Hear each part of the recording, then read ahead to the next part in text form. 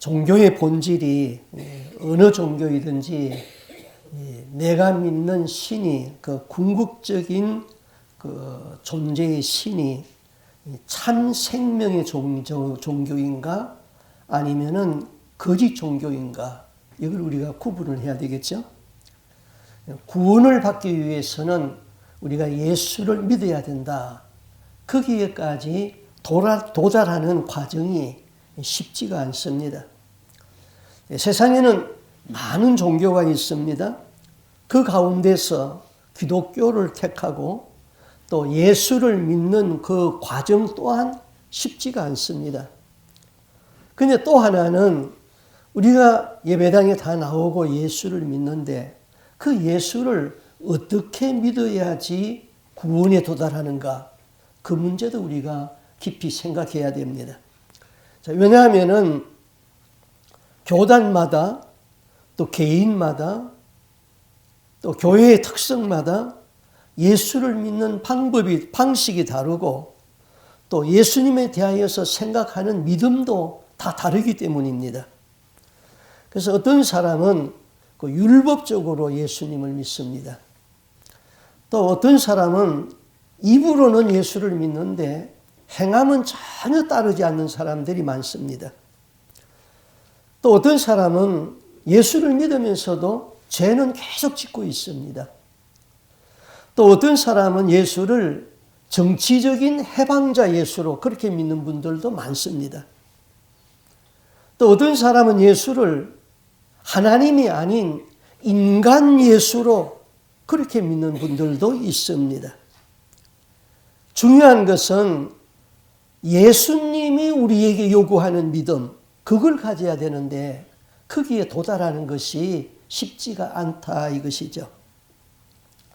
사람들은 자기가 가지고 있는 지식과 상식을 가지고 자기 지식의 믿음을 가지고 천국 가려고 합니다. 그런데 성도들이 오늘날 착각하고 있는 것이 무엇이죠? 예수를 믿으면 다 되는 줄 알고 있어요. 물론 믿었으니 구원을 받을 수가 있는 건데 당연히 예수를 믿어야 구원받죠. 그렇지만은 예수를 믿는다고 다 구원받는 것은 아니에요. 그게 성경을 말하고 있는 거죠. 제가 성경 한 절을 읽어드리겠어요. 디모데전서 1장 18절 19절 말씀인데요. 아들 디모데야, 내가 너에게 이 경계로서 명하노니 전에 너를 지도한 예언을 따라 그것으로 선한 싸움을 싸우며 믿음과 착한 양심을 가져라. 어떤 이들은 이 양심을 버렸고 그 믿음에 관하여는 파선하였느니라. 이게 바울이 뭐라고 그래요? 그 어떤 사람은 믿음을 가졌는데 그 믿음에 관하여서 파선했다 그랬어요. 자, 이 파선이라는 단어죠. 처음에는 믿음을 가지고 구원의 배를 탄 것이 분명합니다. 예수를 믿은 사람들이에요. 그런데 중도에 그 배가 그만 풍랑을 만나서 파선해 버렸습니다. 최종 구원은 배가 목적지 항구에까지 도착해야 되는 것이죠. 근데 중간에 파선해 버렸죠. 우리가 한 번 구원받으면은 영원한 구원이다. 그렇습니까? 그렇게 믿는 사람이 아마 기독교인들 중에 절반은 될 거예요. 한 번 구원받으면은 어떤 죄를 지어도 천국에 갈 수 있다. 아니죠. 거듭남은 구원의 완성이 아니에요. 거듭남은 구원의 시작이에요. 그런데 사람들은 구원의 시작을 구원의 완성으로 가르쳤다는 것, 이게 문제가 되는 것이지요. 자, 우리가 모든 진리를 다 이해할 수 있는 건 아닙니다. 우리가 이해하는 진리는 많은 진리 가운데서 극히 적은 일부를 우리가 이해하고 있는 것이죠. 이 세상에는 우리가 이해할 수 있는 진리보다 이해할 수 없는 진리가 더 많습니다. 그런데 내가 알고 있는 그 진리가 전부라고 고집부리면은 그 정말 참담한 것이죠. 자, 그러면은 믿음이라는 건 뭡니까? 믿음이라는 것은 내가 이해할 수 없는 진리를 내 도구로 삼는 것이죠. 내 것으로 삼는 도구인 것이죠. 내가 이해할 수 없는 진리를 믿음을 통해서 그것이 내 것이 되게 하는 거예요. 그러면은 믿음을 통하여서 내 것이 되게 한 그 진리가 참인가 거짓인가 그거 어떻게 알 수 있을까요? 그것은 성경은 열매로 그들을 안다 그랬어요. 열매. 예수님이 열매를 보고 그 나무를 안다 그랬거든요. 내가 예수를 믿는데 계속해서 거짓말해요. 열매가 없잖아요. 예수 잘못 믿은 거예요. 내가 예수를 믿는데 혈기가 충만해. 그 열매가 잘못된 거잖아요. 예수 잘못 믿은 거예요. 그래서 성령의 9가지 열매를 맺어라. 성품 변화가 이루어져라 이거죠. 예수 믿으면은 성품 변화가 이루어져야 됩니다. 성품 변화는 하나도 이루어지지 않았는데 나는 예수 믿는다고 천국 간다. 그 착각입니다. 그래서 우리는 열매를 소중하게 여겨야 되죠. 자, 하나님에 대한 많은 진리는 믿음을 통해서 이해되어집니다. 자, 사람들은 예수를 믿으라고 그러면은 하나님이 어디 있느냐? 하나님 보여주면 믿겠다. 그런 사람도 있어요. 그러면 우리 하나님은 그 육적인 존재가 아니라 영적인 존재인데 영적인 존재는 눈으로 보거나 귀로 듣거나 냄새를 맡거나 그렇게 해서 이해되어지는 존재가 아니죠. 믿음을 통해서 이해되어지는 존재인 것이죠. 그래서 오늘 본문에 사도 바울이 이렇게 말해요. 믿음으로 믿음에 이르게 하나니. 자, 성경은 하나님의 존재를 설명하지 않습니다. 성경은 하나님의 존재를 그냥 선포하는 거예요. 태초에 하나님이 천지를 창조하셨느니라. 이거는 선포인 거다. 선포. 선포는 우리 머리로 이해 요구를 하는 것이 아니라 믿음을 요구하는 거예요. 믿음을. 하나님은 믿음으로 이해되어지는 존재다 이것이죠.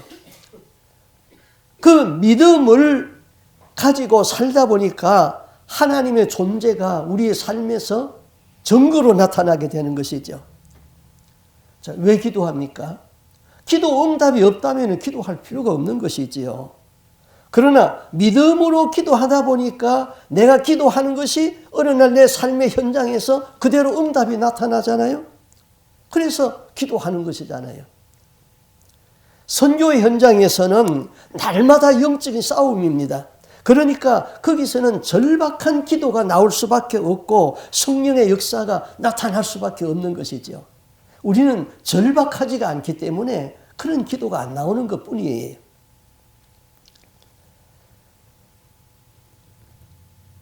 이사야 41장 17절에 이렇게 말했습니다.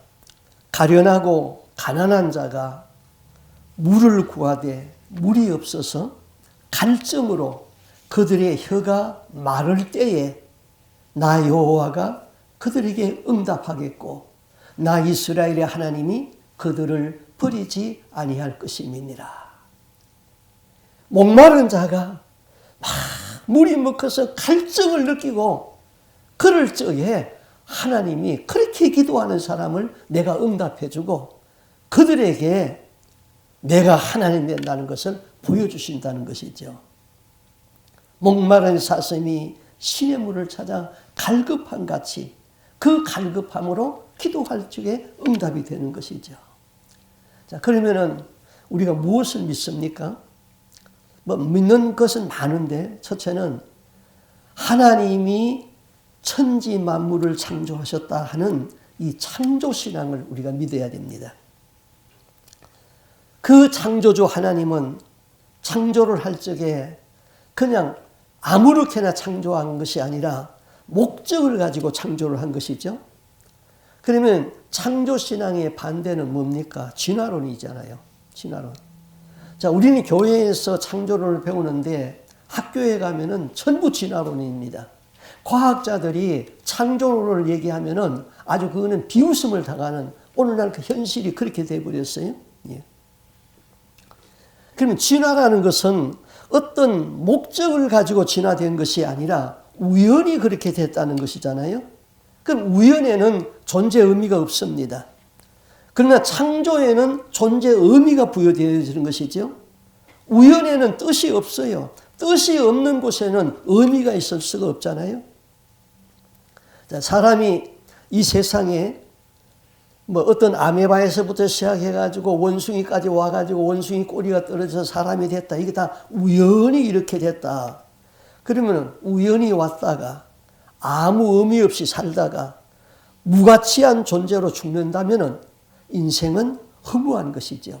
거기는 행복도 없습니다. 거기는 비전도 없습니다. 그러나 하나님이 사람을 창조할 적에 목적이 있었어요. 하나님이 나를 이 세상에 보낼 적에 의미를 부여하고 보냈어요. 그 의미를 발견하는 것을 우리는 소명이라고 그럽니다. 사람은 소명에 의해서 살고 비전에 따라서 사는 것이죠. 그럼 진화라는 것은 뭡니까? 진화는 이렇게 설명하더라고요. 황소가 물에 빠져가지고는 허우적 하다 보니까 그게 고래로 변했다. 이렇게 진화됐다. 그게 진화론이잖아요. 뭐 원숭이가 살다가 뭐 자꾸 진화돼가지고 꼬리가 떨어져가지고는 사람으로 진화되었다. 그거잖아요.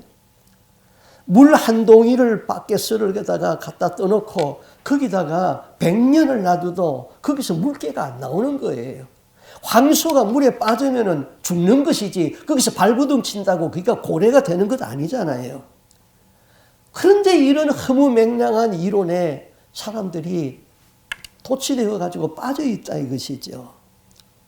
그러나 하나님의 창조에는 반드시 목적이 있는 것이잖아요.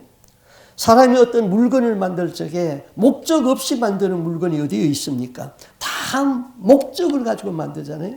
그 목적에서 어긋나 버리면은 폐기 처분하잖아요. 자, 여기 마이크가 있습니다. 왜 만들었을까요? 소리를 증폭시켜 가지고 사람들이 듣기에 편하게 하도록 마이크를 만들었어요. 근데 그게 목적인데 이 마이크가 자꾸 찍찍하고 소리가 안 내고 소리가 안 나고 그러면은 어떻게 돼요? 목적에 입에되니까 폐기시키는 것이죠. 사람도 그래요. 사람이 하나님의 창조의 목적대로 살면은 가치가 있는 거예요. 그것은 하나님의 영광이 되는 것이죠. 그러면 창조 목적에 위배되게 살게 되면은 폐기 처분하지요.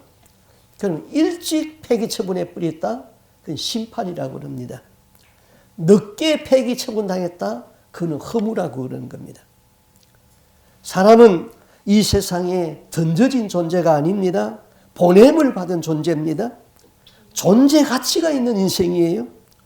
그것을 일찍 깨달은 사람을 우리는 성각자다 그럽니다. 어떤 사람은 세상에서 던져진 존재로 삽니다. 그러면 그 사람은 방탕하게 살든지 아니면은 의미 없는 삶을 살게 되는 것이죠. 유명한 조각가 미켈란젤로가 14살 때에 지오반이라는 유명한 선생의 문화생이 되기 위하여서 그를 찾아갔습니다. 그래서 그 선생이 바로 지오반인데 이 지오반이가 미켈란젤로에게 물었습니다. 너는 위대한 조각가가 되기 위해서 무엇이 필요하다고 생각하느냐? 그때 이 미켈란젤로가 이렇게 대답합니다. 내가 가진 재능과 기술을 더 열심히 닦아야 된다고 생각합니다. 그때 이렇게 말합니다. 네 능력만 가지고는 안 된다. 너는 네 기술을 무엇을 위하여서 쓸 것인가를 먼저 분명히 결정하라 그랬습니다. 그러면서 지오바니는 미켈란젤로를 데리고 두 곳을 구경을 시켜주었습니다. 처음에 간 곳은 술집이었습니다. 스승님, 술집 앞에 아름다운 천사의 조각상이 있네요. 작품은 아름답지만은 조각가는 이 술집을 위하여서 그것을 조각하였느니라. 그 다음 지오바니는 그 다음에 간 곳이 성당회를 갔습니다. 성당 입구에도 역시 잘 조각되어진 천사상이 있었습니다. 미켈란젤로는 그 지오바니가 미켈란젤로에게 물었습니다. 너는 이 아름다운 천사의 조각상이 마음에 드느냐? 아니면은 저 술집에 있는 것이 마음에 드느냐? 똑같은 조각상이지만은 하나는 하나님의 영광을 위하여서 만들었고 하나는 세상 사람이 술을 마시는 쾌락을 위하여서 세워졌단다. 너는 네 기술과 재능을 가지고 무엇을 위해서 쓰겠느냐? 물었습니다. 그때 이 스승의 물음에 미켈란젤로는 이렇게 대답합니다. 하나님의 이름을 위하여서, 하나님의 영광을 위하여서, 그렇게 말합니다. 그것이 창조의 목적이잖아요. 사람이 창조의 목적대로 살면은 사람은 생명이 있는 한 존재 가치가 있는 것이죠. 존재 가치가 있으면은 나 때문에 창조주 하나님이 기뻐하고 행복하는 것이죠. 그때에 하나님이 이 말씀을 하는 겁니다. 스바냐 3장 17절 말씀이지요. 너의 하나님 여호와가 너의 가운데 계시니 그는 구원을 베푸실 전능자이시라. 그가 너로 말미암아 기쁨을 이기지 못하며 너를 잠잠히 사랑하며 너로 말미암아 즐거이 부르며 기뻐하시리라. 하나님이 인간 창조를 기뻐할 때가 있었어요. 인간을 창조해 놓고 하나님이 너무나도 기뻐서 그 사람을 볼 적에 하나님의 고백이에요. 이 창조 목적대로 사는 사람에게 하나님의 이런 고백이 나올 수 있는 것이 있죠. 그 다음 질문은 우리가 임마누엘 신앙을 가져야 됩니다. 임마누엘은 하나님이 나와 함께 한다, 그런 신앙이죠. 하나님은 우리 눈에 보이지 않습니다. 그러나 하나님은 나와 함께 하시죠. 진리는 믿음으로 이해되어지는 것입니다. 그런데 그 믿음은 순종을 요구하는 것이죠. 말씀을 믿고 믿음으로 순종하였더니 하나님이 나와 함께 한다는 사실이 현실로 나타나는 겁니다. 내가 세상 끝날까지 너와 함께 하겠다. 내가 너를 눈동자처럼 지키며 보호하겠다. 이런 말씀이 삶의 현실에서 나타나는 것이죠. 제가 한 15년 전에 직장에 암이 생겼어요. 대변 보기가 하도 거북해서 가서 검사를 받았더니 결론은 직장암 3기입니다. 수술을 해야 됩니다. 물었어요. 수술하면 죽느냐 사느냐 그랬더니 죽고 사는 문제는 50% 50%입니다. 죽었다는 얘기죠. 죽었다는 얘기. 생각해 봤어요. 아내를 생각했어요. 내 인생의 종착역이다. 내가 없으면 아내는 어떻게 살까? 그때 마음이 하나님이 이렇게 응답하는 거예요. 야, 남편 없는 여자는 다 못 산다고 하든 그렇지 않다. 네 아내 너보다 믿음 좋다. 너 없으면 조금 힘들지만은 잘 살 거다. 그 다음에 아들이 아직 결혼을 안 했으니까 하나님, 아비 없는 자식은 어떻게 살까요? 너 별 생각 다 하고 있구나. 응? 네가 대신 자식들의 삶 살아주는 거 아니다. 너 하나님이 살아있다. 아비 없으면 조금 힘들고 서러움은 있겠지. 그러나 내가 있다. 내가 섬기는 교회는 어떻게 하죠? 하나님은 이렇게 말씀합니다. 야, 이 교회가 네 교회인 줄 아냐? 내 교회라고 그랬잖아. 너 없어도 교회는 잘 간다. 내 교회이기 때문이다. 여기까지 생각하다가 결론을 지었습니다. 모든 것은 하나님에게 맡기자. 사는 날 동안은 믿음으로 사는 것이다. 그리고는 매일 아침 저녁 산에 가가지고 기도했어요. 기도하면서 회개가 다 이루어져 버렸어요. 그러니까 암세포가 다 없어져 버렸어요. 임마누엘, 하나님이 나와 함께 하신다. 왜 하나님이 내 목사에게 암을 줍니까? 회개하라는 징조로. 나는 그렇게 깨달았어. 회개하라는 징조로. 너 그렇게 예수 믿다가 너 목사라고 천국 가는 줄 아냐?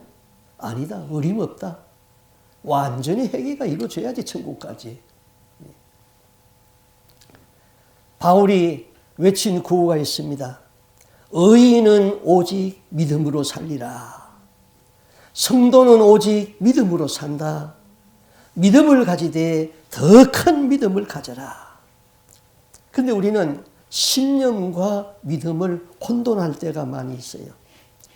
믿음은 하나님이 주시는 선물이에요. 신념은 나에게서부터 나와요. 제가 제시카 윤의 책을 읽다가 믿음과 신념에 대하여서 이렇게 하나님이 응답한 것을 보고는 그렇다, 이게 맞다 그랬어요. 이렇게 말씀했어요. 사람에게서 나오는 신념은 결코 나에게서 나간 믿음이 아니다. 신념으로 나를 믿는 무리들은 환난이나 시련이나 핍박이 오면은 그 영은 힘을 잃고 낭망하고 점점 오그라든다. 그리고 결국은 나를 배신하기도 한다. 그러나 나에게서 나간 믿음은, 나를 믿는 자들은 환난과 시련과 핍박이 오면은 그 영은 더욱 힘을 얻고 내 얼굴을 바라보고 찬란하고 아름다운 빛을 발한다. 제가 목회할 적에 장로님 한 분 만났는데 그분은 자기 아들이 교통사고로 아주 대학교 다닐 적에 죽었어요. 얼마나 낙심이 돼버렸는지 그 뒤로는 교회 안 나갔어요. 그래서 내가 수십 번 찾아다니면서 다시 신앙생활 하자고 영영 교회 안 들어왔어요. 그런데 제가 아는 또 한 목사님은 자기 아들이 영국에서 공부를 했는데 졸업 안 돼가지고는 교통사고로 죽었어요. 그런데 그 목사님은 그 아들이 죽었어도 끝까지 교회를 나오고 교회를 섬기고 그러잖아요. 하나는 신념에서 나온 믿음을 지켰고 하나는 하나님이 주신 믿음에서 믿음을 지킨 것이죠. 신념에서 나오는 믿음은 환난, 핍박, 고난이 오게 되면은 점점 신앙이 오그라들다가는 나중에는 하나님을 배신해버려요. 그러나 하나님으로부터 오는 믿음을 가진 사람은 어떤 어려움과 환난이 오면 올수록 이 풍랑 인연하여서 더 빨리 갑니다. 하나님 앞에 더 가까이 나가게 되어 있는 거지요. 그래서 믿음은 주님이 주시는 것입니다. 그 믿음은 하나님의 약속에 근거한 믿음인 것이지요. 하나님의 약속에 근거한 믿음을 가지고 기도하면은 하나님 나라에 실존하는 것들이 이 땅으로 가져올 수 있는 통로가 되는 것이지요. 기적을 볼 수 있는 것이지요. 믿음으로 구원받는 진리를 믿습니다. 그러나 믿음이라고 해서 다 구원받는 것은 아니지요. 말씀에 순종하고 그 말씀을 이행함으로써 죽어있는 믿음이 아니라 살아있는 믿음이 되는 것이지요. 겨자씨같이 작은 믿음일지라도 성장하는 믿음이 있는 것이지요. 믿음이 없이는 하나님을 기쁘시게 할 수 없어요. 믿음으로 주님을 기쁘시게 하며 믿음이 있기 때문에 참 평안이 있고 믿음의 기도는 하늘의 능력을 다운받을 수가 있잖아요. 그런데 성경은 말하기를 그 믿음은 모든 사람의 것이 아니니라. 믿음은 하나님이 주시는 선물입니다. 마귀는 의심하는 믿음, 믿음을 갖지 못하도록 자꾸 의심을 하도록 하지요. 그 믿음을 의심하는 믿음이라고 합니다. 또 믿음은 있긴 있는데 아주 약한 믿음도 있잖아요. 우리는 근신하고 깨어있는 믿음이 되어가지고 마귀를 대적할 수 있는 큰 믿음, 그리고 성장하는 믿음, 하나님이 기뻐하는 믿음, 하나님으로부터 오는 믿음, 약속에 근거한 믿음, 그 믿음을 가져야 되는 것입니다. 그 다음 바울이 말하는 복음이 무엇이고 복음에 나타난 의가 무엇인가? 복음은 인간의 모든 문제를 해결하신 예수 그리스도의 십자가의 섭니다. 저는 이렇게 정의를 합니다. 자, 오늘 성경에서 이랬어요. 헬라인이나 야만인이나 지혜 있는 자나 어리석은 자에게 다 내가 빚진 자라. 그러므로 나는 할 수 있는 대로 로마에 있는 너희에게 복음 전하기를 원하노라. 바울 당시는 로마가 세계를 다스렸습니다. 자, 로마가 세계를 다스리기는 했습니다만은 그 로마 이전의 나라가 헬라거든요. 근데 헬라의 문화가 온 세계를 그 로마에 다스리는 그 지역을 다 점령하고 있었습니다. 그럼 헬라를 세운 왕은 알렉산더잖아요. 헬라가 나라를 다스리면서 온 세계는 헬라 문화에 살았는데 그래서 유식한 사람은 다 헬라 말을 할 수 있었습니다. 그 뒤에 로마가 헬라를 무너뜨리고 로마를 세웠습니다. 로마가 세계를 다스렸습니다마는 문화는 역시 헬라 문화권에서 살았습니다. 당시에 헬라 말을 할 수 있고 헬라 철학을 이야기하는 사람은 지성인이었고 그렇지 못한 사람은 미개인이라고 불렀습니다. 그런데 바울은 내가 지성인이든 미개인이든 로마인이든 헬라 문화가에 사는 사람이든 누구에게든지 나는 복음에 빚을 졌다. 이 빚을 갚아야 되겠다. 우리가 빚을 지면은 빚을 꼭 갚아야 되잖아요. 그래서 빚을 갚아야 하는 심정으로 나는 이 복음을 전하겠다. 그렇게 말했습니다. 당시에 많은 사람들은 그 바울이 전하는 복음을 부끄러워했죠. 왜냐하면은 당시 로마는 힘의 철학을 가지고 있었습니다. 진리는 싸워서 이기는 자가 진리인 것입니다. 영웅은 전쟁에서 승리하고 세계를 제패하는 자가 영웅입니다. 이에 비하여서 바울이 전하는 복음은 무엇입니까? 십자가에서 죽은 예수를 전하는 겁니다. 힘의 철학을 가진 로마 사람들의 관점에서 보면은 십자가는 너무나 나약한 것이고 예수는 나약하고 힘이 없어서 십자가에서 죽었다는 것이죠. 예수가 가르치는 겸손과 온유와 사랑, 섬김과 희생 그런 것은 로마 사람들이 좋아하는 것이 아니었습니다. 그래서 많은 사람들이 복음을 부끄러워했습니다. 그러나 바울은 당당히 내가 복음을 부끄러워하지 아니한다. 그렇게 선언을 했죠. 왜 복음을 부끄러워하지 않았을까요? 복음에는 구원의 능력이 있다 그랬어요. 그럼 구원은 무엇입니까? 구원은 자유를 누리는 것이죠. 첫째는 매인거에서 풀려나오는 것이 자유입니다. 내가 병 걸렸습니다.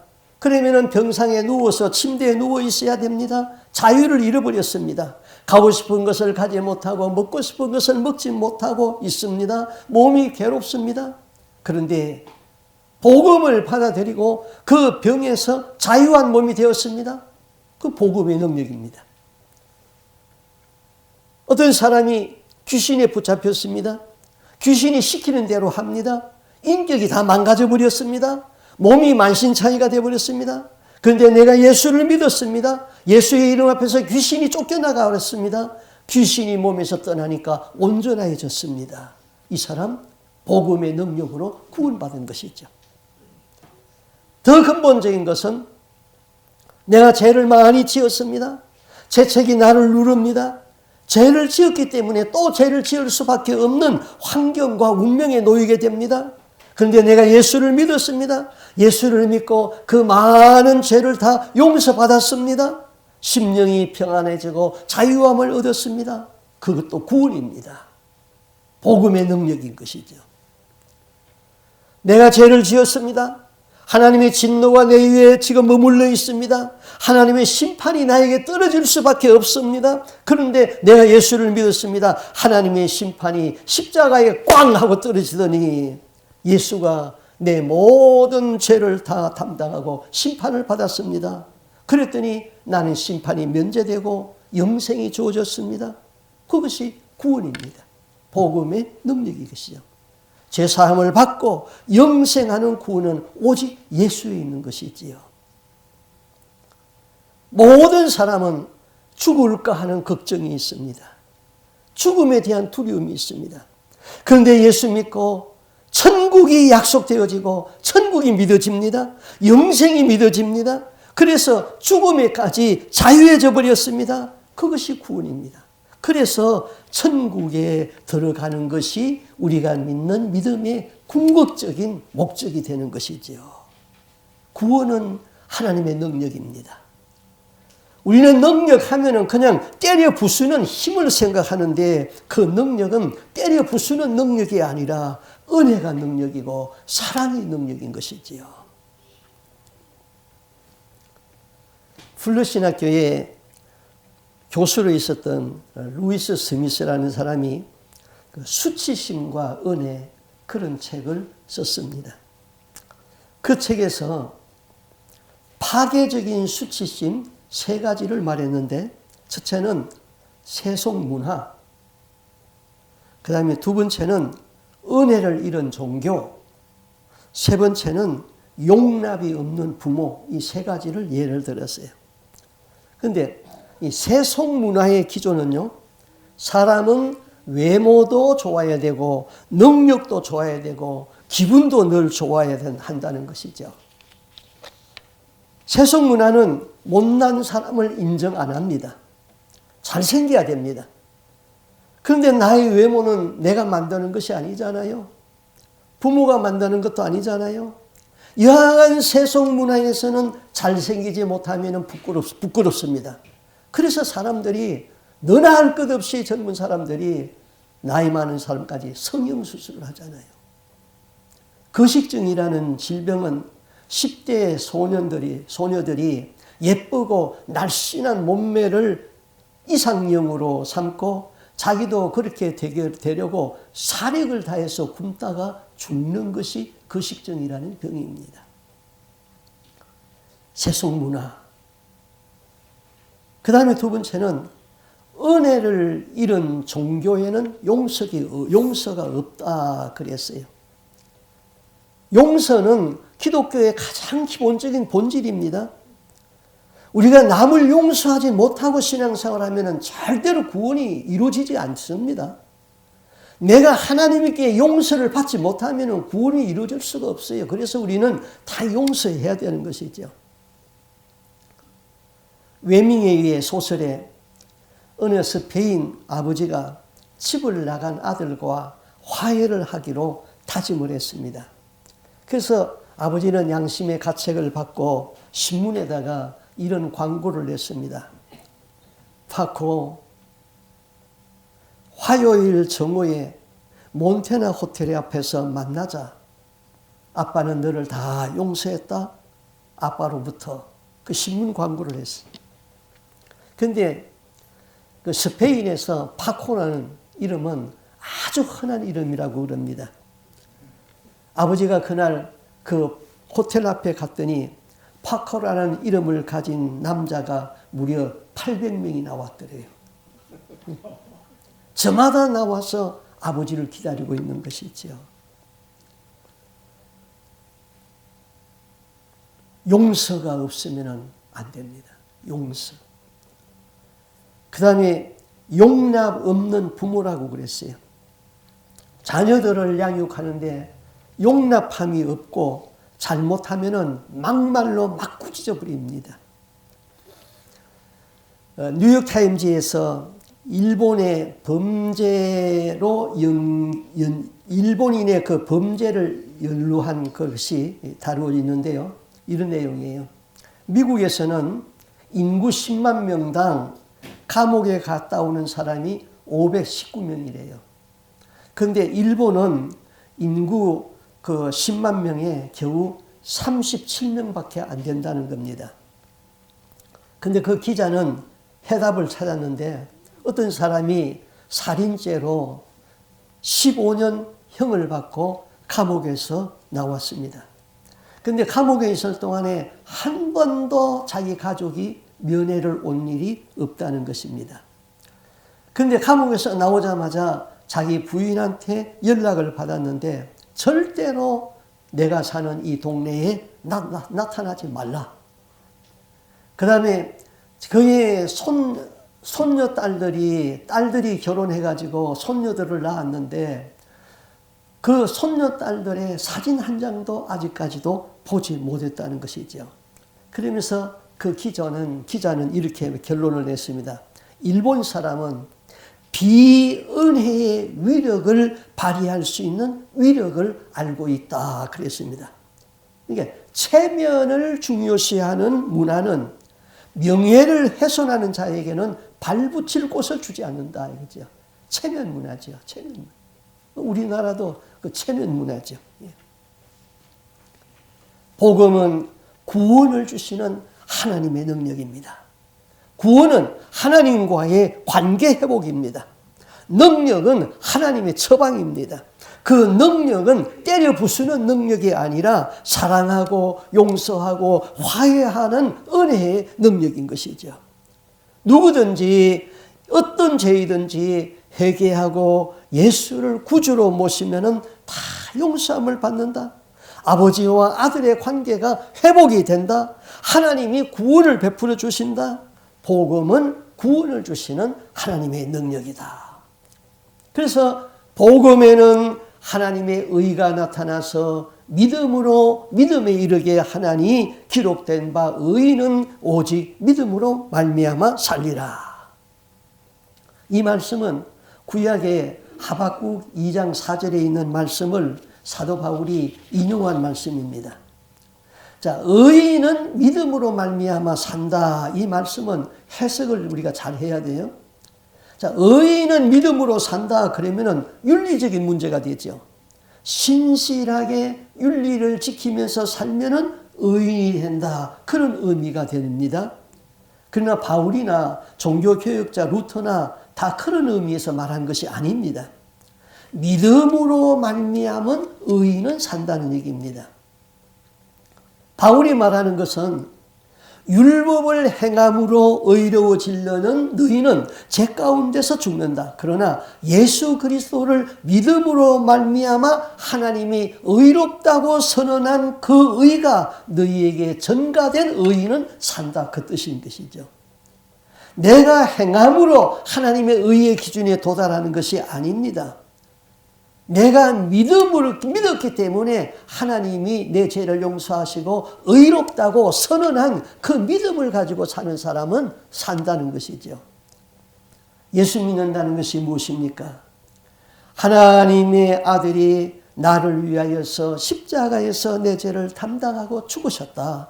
그 아들을 믿으니까 하나님이 그래, 너는 죄인이지만은 내 아들 예수가 네 죄를 담당하고 죽었다. 너를 위하여서 피 흘려서 죽은 내 아들을 보고 너희를 의롭다고 하마 그 선언한 의를 받아들이는 것, 그것이 믿음의 의다 이것이죠. 여러분은 분명 죄인입니다. 그런데 여러분을 위하여서 대신 죽은 하나님의 아들 예수를 믿으니까 하나님이 그래, 너는 죄인이 아니다 하고 선언했습니다. 그럼 죄인이 아닙니다. 30년 동안 국가에서 공무원 생활을 하면서 국가에 공헌도 하고 청렴결백하게 살았습니다. 그런데 퇴직하기 전에 딱 한 번 뇌물을 받았습니다. 그러면 봐줍니까? 면직당하고 연금 못 받고 파면당하잖아요. 감옥 가야 되잖아요. 우리는 아무리 봐도 죄인입니다. 아무리 깨끗하게 살았어도 한 번 죄 지으면 그건 죄인입니다. 그런데 하나님이 의롭다고 해줘야지 의인이 되는 것이죠. 의인이 되는 길은 내가 죄를 회개하고 예수님이 십자가에서 이뤄놓은 그 의를 마음에 수납하는 것이죠. 그래서 이 부분을 말틴 루터는 이렇게 주석을 했습니다. 하나님의 의의 진노가 십자가 위에 꽝 떨어졌다. 그때 예수는 엘리 엘리 라마 사막다니 하나님이여 하나님이여 어찌하여 나를 버리시나이까 하고 부르짖었다. 하나님의 의의 계시가 십자가에 나타난 그 사실을 받아들이는 것이 믿음이다. 그렇게 설명했습니다. 그래서 이것을 깨달은 루터는 이렇게 말했지요. 오직 믿음 솔라 피테 그랬잖아요. 오직 믿음으로 종교개혁의 명제를 삼았던 것입니다. 바울은 구약에 아주 능통한 사람이죠. 바울은 구약을 보면서 행함으로 말미암은 의와 믿음으로 말미암은 의, 이 두 가지를 보았습니다. 예수를 믿는다는 것은 먼저 믿음으로 말미암은 의를 받아들이는 것이고 그리고 행함이 따르는 의인이 되는 것이지요. 믿음으로 말미암은 의롭다함을 의인은 믿음으로 말미암아 의롭다함을 얻은 죄인은 산다는 것입니다. 그 다음 이 복음은 거저 주시는 하나님의 능력이라고 그랬어요. 복음은 믿는 자에게 구원을 주시는 하나님의 능력이다. 구원의 능력은 생명을 살리는 능력이잖아요. 미국의 에스파니 전쟁 때에 쿠바에 진주한 미국 기병대의 지휘관이 루즈벨트였습니다. 그 후에 이제 그가 미국의 대통령이 됩니다. 그런데 전쟁 중에 군인들의 식량이 떨어졌습니다. 그런데 민간 의료 봉사팀에 식량이 도착한 것을 알았습니다. 그래서 루즈벨트는 그 의료 봉사팀장인 그 발튼 양에게 가서 우리에게 군인들의 식량이 떨어졌으니 식량을 팔으라. 그렇게 요구를 합니다. 그랬더니 그 팀장은 정색을 하면서 이 식량은 팔 수 없습니다. 그랬습니다. 지휘관이 항의를 했습니다. 당신은 의료 봉사를 한다면서 군인들이 먹을 것이 없어서 지금 굶어서 죽게 되었는데 양식을 팔 수 없다니 그게 봉사입니까? 그때 그녀는 이렇게 말합니다. 식량은 팔지 않습니다. 그러나 그저 달라고 하십시오. 그러면 그냥 드리겠습니다. 루즈벨트는 웃으면서 정중하게 사과를 했습니다. 이렇게 간단한 방법을 모르고 당신의 사랑과 친절을 믿지 못한 나의 어리석음을 용서해 주십시오. 그 식량을 공짜로 얻어가지고 군인들을 주었습니다. 복음은 돈으로 팔지 않습니다. 복음에는 생명이 있습니다. 그 생명은 돈으로 계산할 수 없는 것이죠. 복음은 달라면 거저 주는 것입니다. 복음을 돈 받고 팔기 시작하면 하나님의 나라에서 상급이 없습니다. 그래서 저는 다른 교회 가서 설교하면 사례비 안 받습니다. 사례비를 받으면 강권적으로 줘서 받으면 그냥 다 어려운 사람들에게 선교사들에게 다 줍니다. 왜? 복음은 돈을 받고 파는 것이 아니지요. 내가 우리 교회에서는 복음을 전하는 자가 그냥 그저 할 수는 없으니까 사례를 받지만은 복음을 돈 받고 팔기 시작하면은 하나님의 나라에서 상급이 없는 것이죠. 능력은 파워입니다. 복음에는 능력이 있습니다. 복음에는 죄를 이기는 능력이 있습니다. 복음에는 겸손해지는 능력이 있습니다. 복음에는 죽음을 살리는 능력이 있습니다. 복음에는 죽음을 두려움에서 벗어나는 능력이 있습니다. 복음에는 귀신이 예수 이름 앞에 항복하고 쫓겨나는 능력이 있죠. 그래서 이 복음의 정의가 무엇입니까? 이렇게 정의할 수 있어요. 복음은 인간의 모든 문제를 해결하신 예수 그리스도의 십자가의 승리다. 믿습니까? 아멘. 기도합시다. 하나님 아버지, 우리가 예수 그리스도를 믿어서 그 믿음의 의의를 가지고 천국에 갈 수 있다는 이 영생의 진리가 너무너무 감사하고 고맙습니다.